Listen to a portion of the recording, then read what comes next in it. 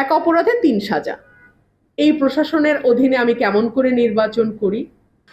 এক অপরাধে ৩ সাজা। এই প্রশাসনের অধীনে কেমন করে নির্বাচন করি, বললেন রুমিন ফারহানা। ব্রাহ্মণবাড়িয়া ২ আসনের স্বতন্ত্র প্রার্থী ব্যারিস্টার রুমিন ফারহানা অভিযোগ করেছেন, নির্বাচনকে ঘিরে প্রশাসন তার সঙ্গে পক্ষপাতিত্বমূলক আচরণ করছে। সোমবার বিকেলে ব্রাহ্মণবাড়িয়া প্রেস ক্লাবে সংবাদ সম্মেলনে তিনি এসব কথা বলেন। একই ঘটনার জন্য তাকে ৩ বার শাস্তি দেওয়া হয়েছে।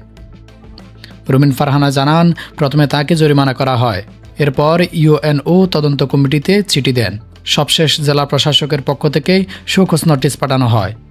তিনি বলেন, এক অপরাধে ৩ জায়গা থেকে শাস্তি। এই প্রশাসনের অধীনে আমি কেমন করে নির্বাচন করব? বৃদ্ধাঙ্গুলি দেখানোর অভিযোগ অস্বীকার করে তিনি বলেন, এ দাবি সম্পূর্ণ মিথ্যে ও ভিত্তিহীন এবং উদ্দেশ্যপ্রণীত। অন্যদিকে জেলা প্রশাসক শারমিন আক্তার জাহান বলেন, আচরণবিধি লঙ্ঘন করলে যে কোনো প্রার্থীকে শোকজ দেওয়া আইনসম্মত। এটি একটি সাধারণ বিষয়।